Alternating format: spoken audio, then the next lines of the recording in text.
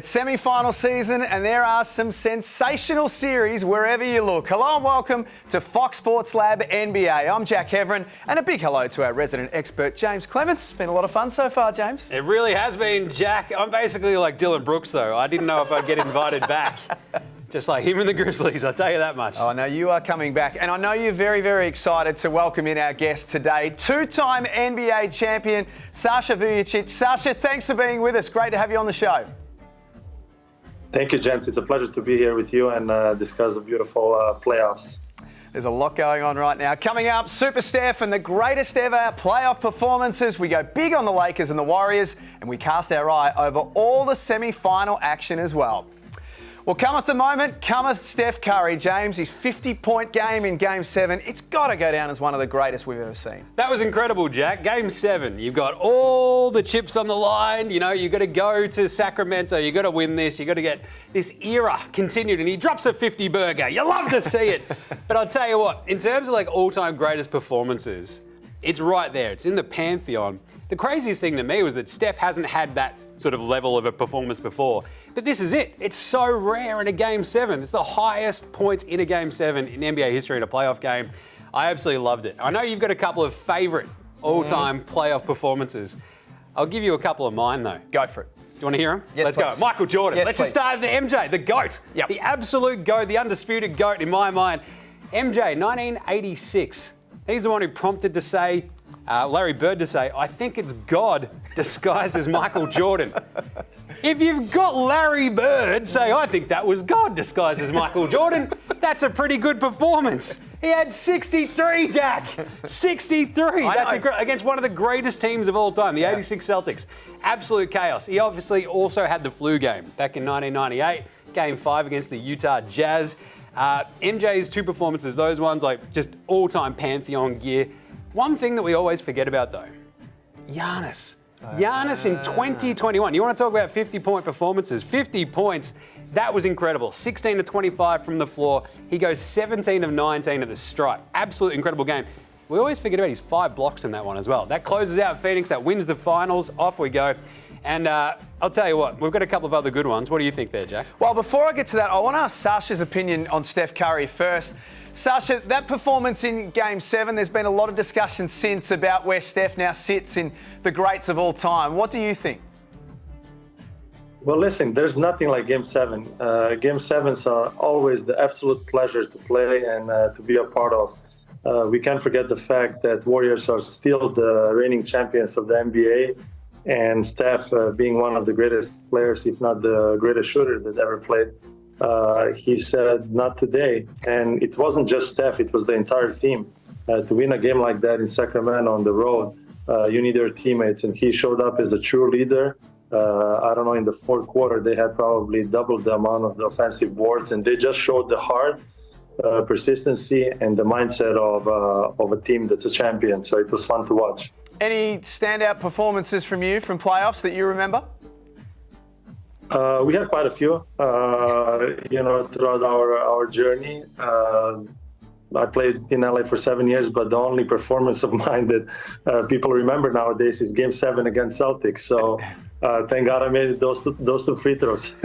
I think we all remember that one. I just want to run one up the flagpole with you, James. I want to go back to 1980, which incidentally was 5 years before I was born, so I've watched it on the highlights. Magic Johnson as a rookie, Kareem Abdul-Jabbar injured. So Magic comes in and says, yeah, I can play the 5, man. I'll just step up from the 1 to the 5. Like, it's just no big deal. He ends up having 42, 15, 7, and 3. And did I mention he was 20 years old? Unbelievable. As a rookie, Magic. Did Sasha, did you ever see an awesome Kobe game in the playoffs? If I've seen one, we've experienced quite a few. When at the beginning you said that MJ is your GOAT and one of the greatest. For me, Kobe and MJ are right there, the two untouchable players forever. And Kobe was just every game, every practice, like it was a playoff game. No, forget about the playoff game, like it was a finals game. So for me, seeing him every game was every day he did something special. Some wonderful memories, and there is our look at the incredible Steph Curry.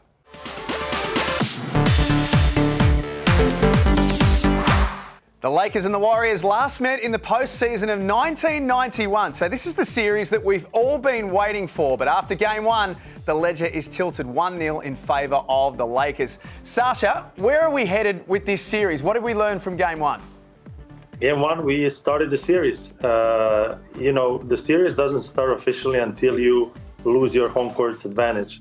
And that's what happened. Lakers came out. Lakers are carrying great momentum ever since the trade deadline. And we have to give props to Rob Pelinka because the way the Lakers are connected today, I haven't seen them in a very long time, probably ever since our days. So game two will be crucial, but I'm looking forward.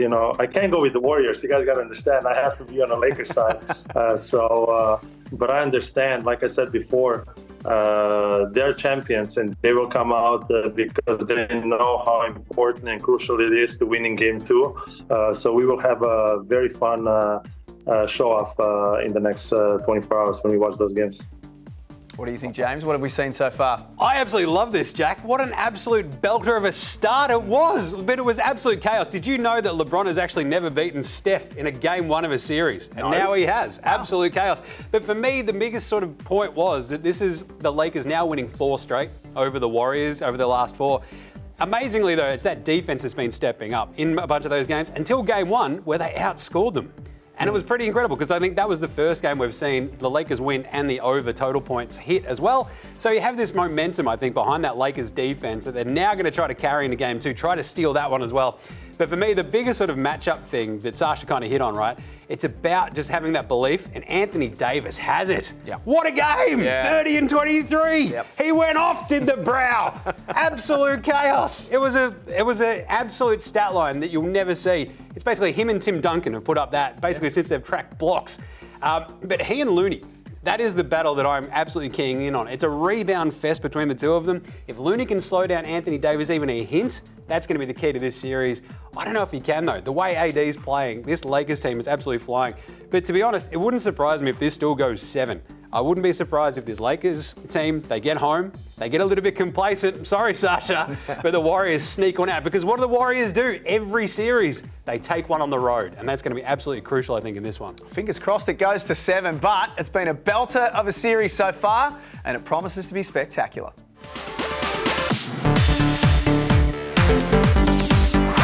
Well, Sasha, we didn't think we'd be saying this, but no Embiid, no worries so far for the 76ers. Did it surprise you that they took game one over the Celtics?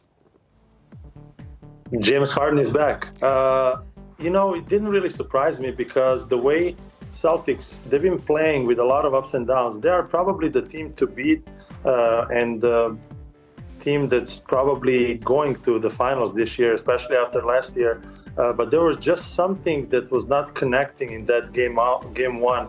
And having James, watching the game, the way he orchestrated everybody's passing minutes and how everybody else stepped up, because it wasn't only about James, but it was how they played as a team when they had their MVP down. It was phenomenal to watch, and Celtics were just kind of cruising on a slow motion, knowing that they would win the game eventually.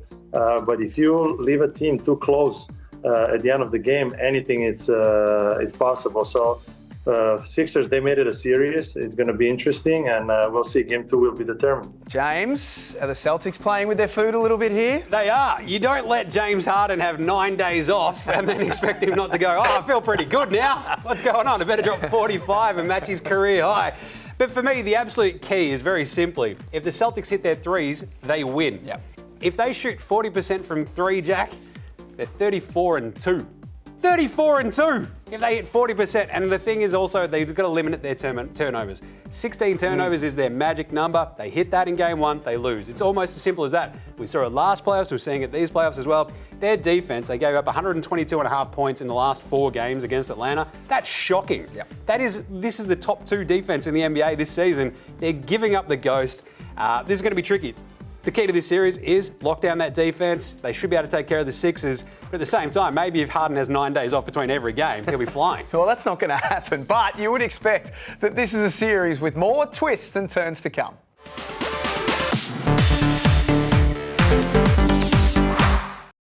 You know it's a better betting app when you've got stats and insights for every major game and race. Plus expert opinions from the best minds in the game, all in the palm of your hand. That's better. Chances are you're about to lose.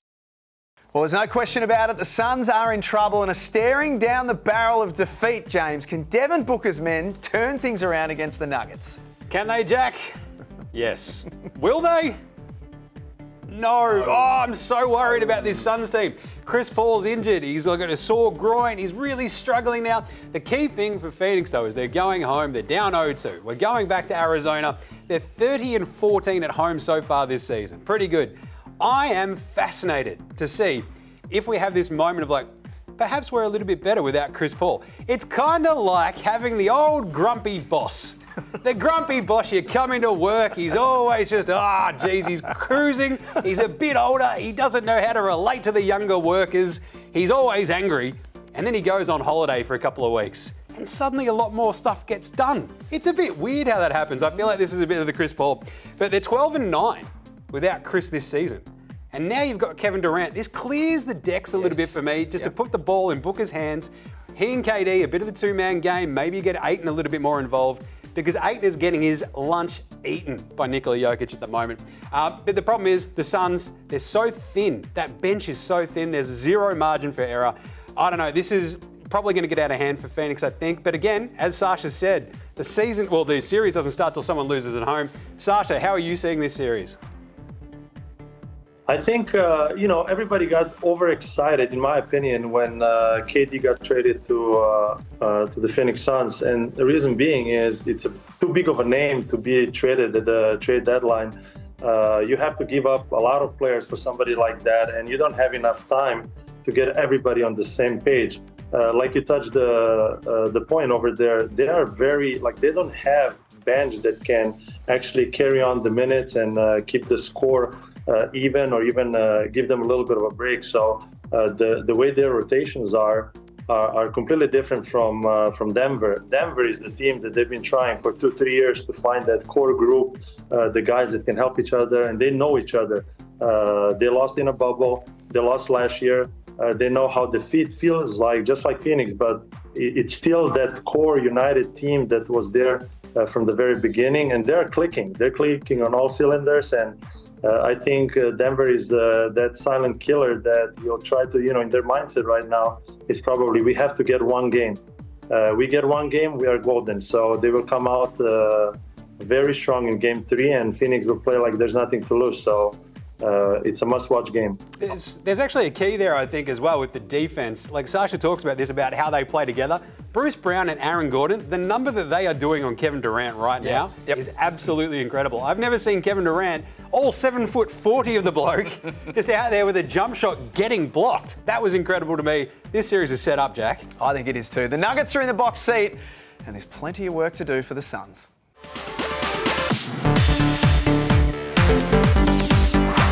New York are in, you guessed it. Good Nick, after their levelling series 1-1 win with the Miami Heat. Sasha, can they move ahead to 2-1 when they play Game 3 on Sunday? Watching the series previously, the way Miami knocked out Milwaukee and the way Miami's playing is just something that basketball is all about. Everybody's connected. When somebody gets hurt, somebody else is called up. They're performing. They're just connected as a team. On the other hand, New York Knicks, nobody had Knicks winning against Cleveland, and they just connected. They connected throughout the playoffs. Miami made it a series. Again, Jimmy is their leader, their motor, the guy that basically connects, the guy that doesn't get a shot for 10 minutes, Jimmy's going to find you. So I love the way Miami plays. I love the way New York plays. Game 3 is going to be very physical, in my opinion. And New York was hurt by not having Randall. So if everybody's healthy, it should be a great matchup. And we should just get some popcorn and enjoy the show. I think we will. James, Sasha's point on Julius Randle's an obvious one. Not their Game 1. It was obvious in Game 2 how important he is. Yeah, he gives them a release valve, right? And that's kind of like the thing that Jalen Brunson, you saw him in Game 1. They could just throw bodies at him. And this is the crucial aspect, I think, for this series. You have Jalen Brunson really stymied in Game 1 because you don't have Randle. Game 2, drops 30, has a bit more space to operate in, hits his threes. And guess what? They win. Simple as that. So that's kind of the key for me. Brunson versus that combination of the mosquito fleet of Miami. You've got Max Strus, Gabe Vincent, Kyle Lowry. Those guards, they're going to throw at Brunson time and time again. If Brunson can dictate the rest of this series the way he did against Cleveland, I mean, we saw the Knicks just steamroll that Cavs defense. The key aspect of this, though, for the rest of this series is the way the Knicks play on the road. They're 26-18 away. That is awesome. That's the second best mark in the entire NBA, Jack. Not only that, they're 27-15-2 at the line. So when they win on the road, they win pretty handily. So I'm going to be fascinated to see how those unders go as well, just in terms of like the way that Knicks defense just chokes the life out of that Miami offense. If Miami's three balls go away for any hint of amount of a time, this game could be over. But I do still like the Knicks in this series. That's our wrap of the early games of the conference semi-finals. Sasha, it's been absolutely fantastic to have you with us. Thanks for joining us today. Thank you, gents. It was an absolute pleasure. And as always, it is a pleasure to be alongside the best beard in Australia, Jaymz Clements. We'll see you next time. Thanks, Jack. And of course, remember to subscribe below and you can follow us on socials as well. Enjoy all the NBA action and we'll see you next week. You know it's a better betting app when you've got stats and insights for every major game and race. Plus expert opinions from the best minds in the game, all in the palm of your hand. That's better. Chances are you're about to lose.